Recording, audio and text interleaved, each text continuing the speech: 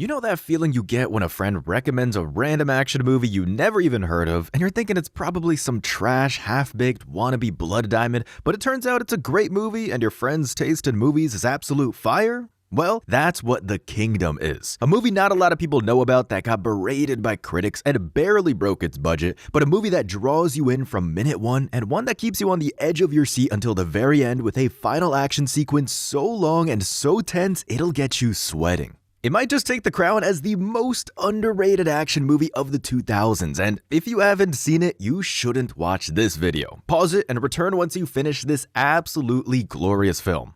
You know what's also underrated? Daily dangers posed by internet data brokers. This is why we partnered up with Aura, the sponsor of today's video. Although we may think we're leaving minimal trace on the internet if we're careful enough, there's really nothing data brokers can't find out if they try hard enough. Your social media profiles, your email addresses, your favorite movies, YouTube channels, and pretty much every other intricate detail of your life that you thought was private. You're leaving these tiny traces behind every time you browse the web, and data brokers are there to take it and sell it to the highest bidder. Through you, data brokers can get to your family members, friends, your wife, and your mistress, coworkers, and pretty much everyone else you're in touch with online. This very same info is then sold online, exposing you to scammers and filling your email inbox with spam and malware, but you'd be wrong to think you're powerless to do anything about it. This is where Aura comes in. Finding itself at the forefront of internet privacy, Aura finds your leaked info, removes it from the sites it's on, and ensures that it's never again posted somewhere online. There's also no other internet privacy service with all of these features within the same price range. Aura is monitoring your online presence and your banking activity 24/7. You'll get notified immediately if someone is trying to purchase a gun in your name or if someone's using your debit to buy new tires. A VPN to keep you hidden and a password manager aren't half bad either. While in case something does happen, Aura's fraud experts provide around-the-clock support for all their US-based customers, and they got you covered with Aura's $5 million identity theft insurance. We're not leaving ourselves vulnerable, and you shouldn't either. Click the link in the description below and try Aura for free for 14 days at aura.com/shootingblanks. In those 2 weeks, Aura will get to work scrubbing your personal info from the internet, and your online presence will be ever safer for it. Now back to the video. This movie is a bit different from the most we've covered on this channel because the vast majority of firearms aren't used by well-known American forces, but rather by Saudi police, army, and National Guard, providing us with a rare opportunity to take a deeper dive at Saudi loadouts.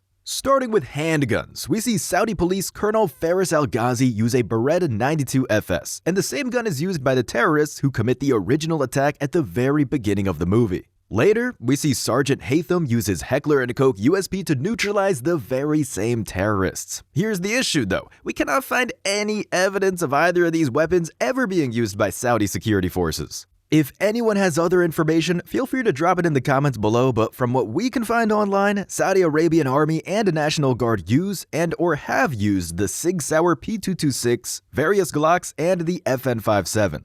The 5.7 only entered service in 2007, and this movie takes place in early 2000s, so using it would have been anachronistic, but using the Sig Sauer and Glocks would have been way more accurate than USPs and Berettas. When it comes to Berettas, the only firearm used by Saudi forces are the M12 and the new PMX. However, we also have two types of MP5s turn up, and that's most definitely accurate. We've already spoken about the MP5's larger-than-life reputation several times on this channel, but it never hurts to repeat that this is one of the most popular gun platforms of all time. The number of countries that used it at some point outnumber those that didn't 2-to-1. Saudi Arabia specifically uses the A2 and A3 variations, and we get to see the A2 and the shortened MP5K, which is actually not entirely untrue. Bond's International Center for Conversion, which issues reports on pretty much every country and the most common weapons there, lists the MP5 as one of the most common firearms in Saudi Arabia, predominantly used by government agencies.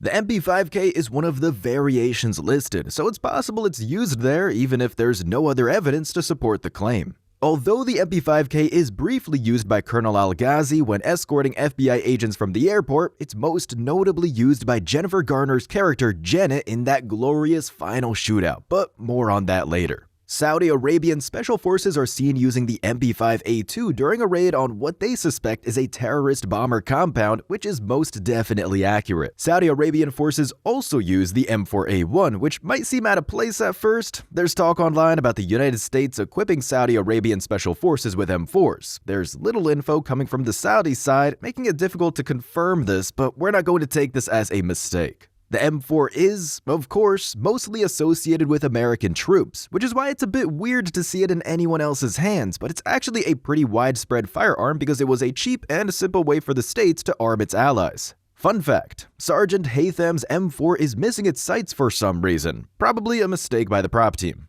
Some members of the Saudi police also carry the SIG SG-552 Commando, which is a very popular carbine that seemingly no one talks about. We can confirm that it's definitely in use by Saudi Arabia's government agencies, but it's also used by many other countries, including the United States, specifically the FBI, DEA, and the Capitol Police's SWAT team. It's also been adopted by several police departments in the UK, South Korea, Spain, Poland, Canada, Malaysia, and Brazil, among others. It is also, interestingly, the primary assault rifle of the Swiss Guard, the Vatican's main security unit.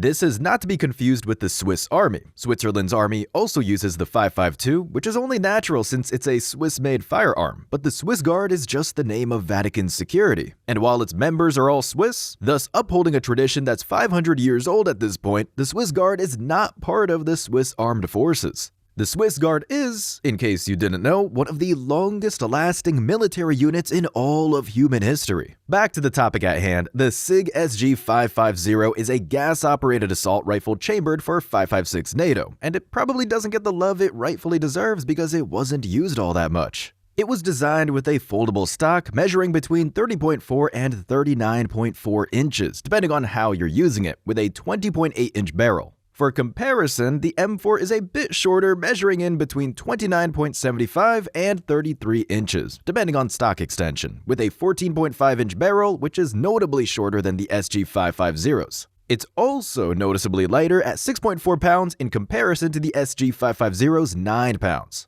The 5.52 Commando version we see in the movie is much shorter than the original 5.50 with an 8.9-inch barrel, which is less than half of the original barrel's length, and it was designed primarily for special forces. Just like most carbines designed in the 90s and the 2000s, this gun was designed with attachments in mind, including a grenade launcher, bayonet, and an array of sights and lasers. It is, however, still less moddable than your beloved AR-15. The very HK-like sights are rotating to allow the shooter to quickly adjust to the shooting distance, with tritium inserts allowing night use. Overall, a pretty cool rare gun that we don't see that often in movies. Contrastingly, an M16A2 also makes an appearance for a moment. What the hell is a single, lonely M16 doing in the hands of Saudi police, you wonder? We have no idea either, but hey, at least we're confused together. An FNFAL is also present, and this makes much more sense because it's actually listed as the National Guard's weapon, albeit for ceremonial purposes only, but we'll look past that.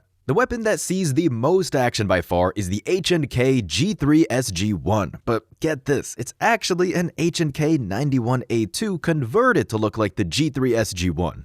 We've now talked about this a few times on this channel, but converting weapons to look like other weapons is a pretty common theme in Hollywood, and a lot of gunsmiths do this for logistic reasons. The gun seen handling here is most definitely a 91A2, as it lacks the paddle magazine release, but a few changes were made to make it look like a G3SG1. A bipod was added and the gun was converted to full auto. This, however, poses a big question. Why would anyone use this weapon as an assault rifle? Sure, it's doable, but the SG-1 is a G3 variant designed specifically for the sniper role. Significant changes were made to turn it into a sniper rifle. Aside from the bipod, it comes with a cheek riser on the buttstock, a dual-stage buffer, a fixed telescopic sight, and a trigger completely different to other G3 triggers. This gun was made to be used as a designated sniper rifle, and in this movie, it was turned into an assault rifle. Also, given how much trouble the gun crew had to go through to turn a 91A2 into a highly specialized G3, wasn't it easier to just go with another gun? Maybe something natural in the assault rifle role? We also don't know who the gun belongs to. Saudi police stripped all 4 FBI agents of their weapons as soon as they landed, so it's hard to believe that the weapons are theirs, and it's likelier that Agents Sykes and Fleury grabbed them from the trunk or something when their car was assaulted. This would imply that someone in Saudi leadership decided to use the G3 sniper variant as a designated assault rifle, and while stupid, it's actually plausible because the G3 saw extensive use in Saudi Arabia. The Saudis also have M240Bs, which is kind of inaccurate, but not terribly. The M240B is an improved version of the M240, which is just the American designation for the FN Mag, which is a Belgian machine gun used by Saudi Arabia, so it's close enough for us to turn a blind eye. It would be more accurate, however, if the mounted gun was the German Rheinmetall MG3, which is the most widespread general-purpose machine gun in Saudi Arabia. The designated heavy machine gun is the Browning M2, which is accurate, and the gunner in the movie uses it to stop a fight between the police and the National Guard.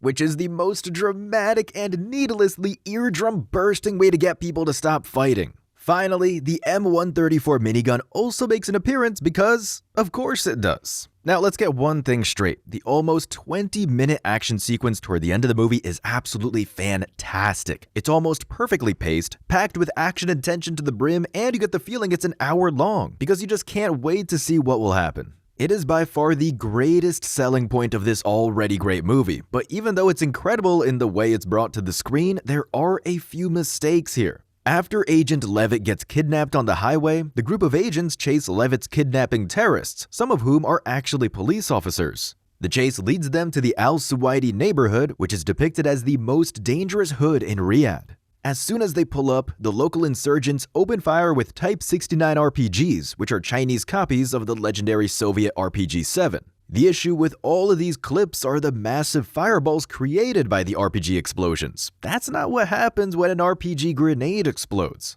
There is a bit of fire, sure, but mostly what you see is smoke, dust, and debris. Movies often overblow the visual effect of RPG fire because that's how movies transfer the message they're trying to convey. And that's understandable, but it's nevertheless incorrect. After they narrowly avoid getting hit by the first RPG, this happens. Grenade! Cover!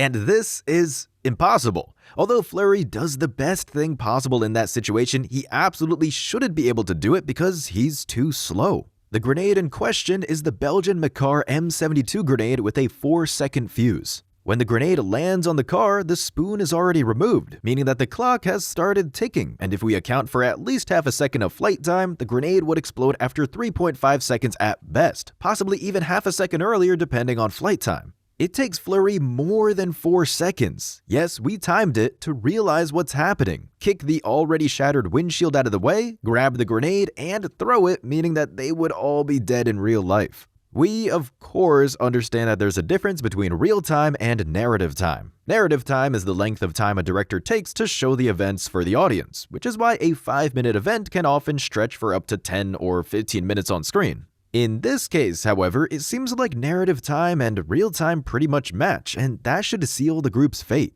The group's trigger discipline and their movement is surprisingly well done, and we're not going to take points for the poor room clearing efforts. These guys have never worked together. They're improvising pretty much the entire time, and their level of CQB training is questionable at best. In this scene, for example, Agent Fleury's right side is completely open as he didn't check the angle at all. It's bad, but it's also realistic given the circumstances. What we're gonna take points away for is this ridiculous scene in which a damn fridge saves Fleury from certain death.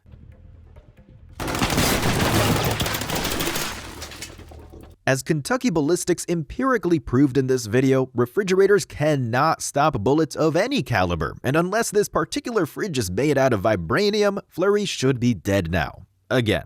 In spite of being laughably wrong, this is only the second most ridiculous fridge scene in movie history, as Indiana Jones once survived a nuclear blast by hiding in a fridge, making us wonder what the hell are they using to make fridges in Hollywood. A similar mistake happens earlier in the movie when a car door stops AKMS fire, which isn't happening in real life. The final issue we'll talk about is the lack of reloads. Nobody seems to reload, but Janet takes the title as the biggest sinner in this regard because her MP5K is magic. There's no other explanation. She probably goes through about 3 mags worth of ammo in the final sequence, and we don't see her reload once. She redeems herself, however, by getting the absolutely nastiest angle known to man on the terrorists just as they're about to execute Agent Levitt.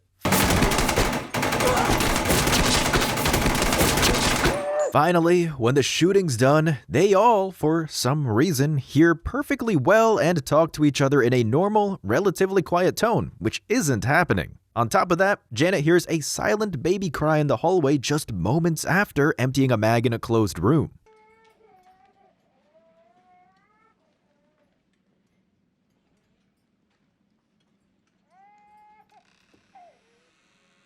This is an odd mistake to make, especially when you consider that earlier in the movie, special attention was paid to Janet temporarily losing her hearing due to M2 fire. In spite of all these little mistakes, the action sequence is still incredibly tense and fun to watch. Sure, it's not one of those Heat-like or Warfare-like movies where every single move is meticulously choreographed to maximize realism, but it's still a very well-made sequence and the movie's narrative feeds into it perfectly. You're still able to enjoy it in spite of the few mistakes, and if you're one of the few people who reached the end of the video without watching the movie first, know that we tried really hard not to spoil the ending. Go watch the movie now though. Did you know that this movie is partly to blame for the movie Lone Survivor? When Peter Berg, who eventually directed Lone Survivor, approached Marcus Luttrell to help with the making of the movie, he told him to watch The Kingdom. If Marcus didn't like it, he didn't have to sign up for Lone Survivor. When you think about it, Lone Survivor would have been made either way, if not by Peter Berg, then by someone else, but The Kingdom influenced the version of Lone Survivor we got. That is, by the way, the version we broke down on this channel, and if you haven't seen it yet, we highly recommend that you do. Originally, Peter Berg wanted The Kingdom to be about 2.5 hours long, but Universal made him cut it down, which means that Universal Studios most likely took about 45 minutes of action and suspense away from us. And we'll never forgive them for that, because the action in this movie is just top-notch. In spite of that, we have to take a look at the realism and reflect upon the mistakes. The massive RPG explosions, the grenade scene, the fridge ex machina scene, and the lack of reloads bring the grade down to 5 out of 10. Not great, not terrible. The action is still incredible though, and we honestly couldn't care less about those mistakes as they don't pull you out of the movie, but it's kinda part of the job to take the enjoyable things about movies, put them under a microscope, and ruin a good thing for everyone, including ourselves. Sorry. When it comes to the realism of the loadout itself, it's a little bit better and we'll give it a 6 out of 10. There are seemingly few weapons here that were never used by Saudi security forces in real life, but as explained earlier, it's really hard to dig up info on this. So if any of you guys know for a fact that Berettas and H&K USPs were, among other weapons we called out, actually used in Saudi Arabia, let us know in the comments. When you take a look at those grades, you wouldn't actually think that this is a good movie, but don't take them at face value. If we were giving out grades for pure fun and how good a movie is at occupying your brain for 2 hours, we'd give this one a solid 8 out of 10, especially considering the poignancy of the whole message and the ending, which we won't spoil. What did you think of The Kingdom? And did you love it as much as we did? Let us know in the comments below, and don't forget to like and subscribe.